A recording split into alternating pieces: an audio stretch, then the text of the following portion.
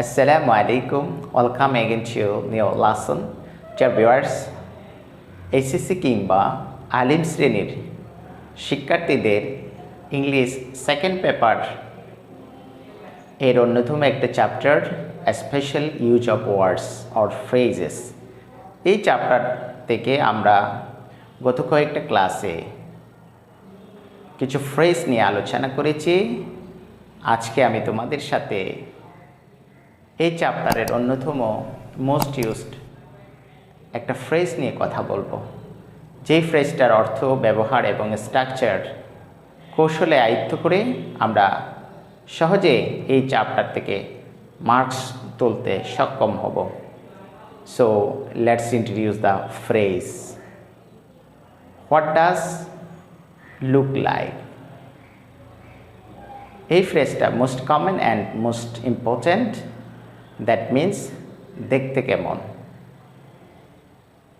Okay, I am going to show the structure of this phrase. Let's see here.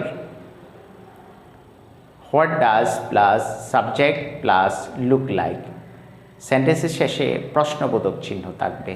Once again, let's see here. What does plus subject plus look like? সেন্টেন্সের শেষে প্রশ্নবোধক চিহ্ন।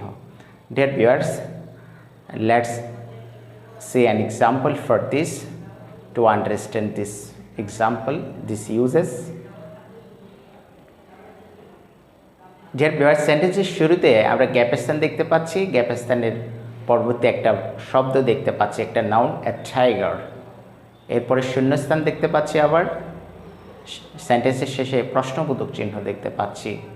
Dear viewers, আমরা যদি কোনো একটা প্রশ্নে special ইউজের ক্ষেত্রে আমরা যদি কোনো একটা সেন্টেন্সের দুইটা গ্যাপ দেখি, একটা সেন্টেন্সের শুরুতে এবং আরেকটা সেন্টেন্সের শেষে, এরপরে যদি আমরা প্রশ্নবোধক চিহ্ন দেখি, তাহলে আমরা চার্ট থেকে হোয়াট ডাজ লুক লাইক থাকলে এখানে আমরা উত্তর হিসাবে what does look like set up করব।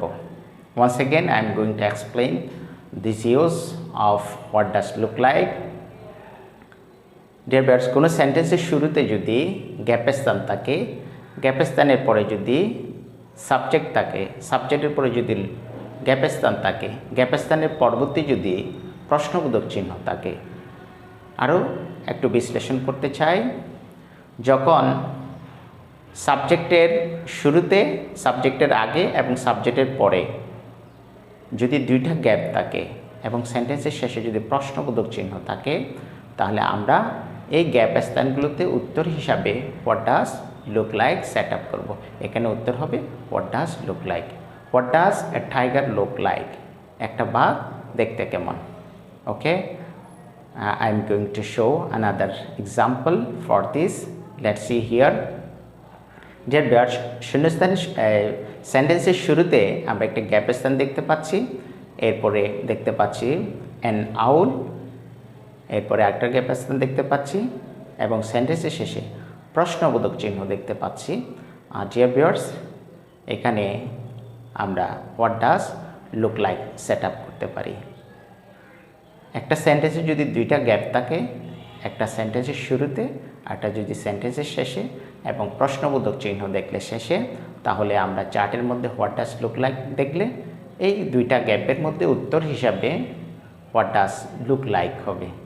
সো আমাদেরকে উত্তর হিসাবে what does look like set up করতে হবে। What does an owl look like? একটা পেঁচা দেখতে কেমন? আশা করি বুঝতে পেরেছেন। That is all for the time being. আসসালামু আলাইকুম।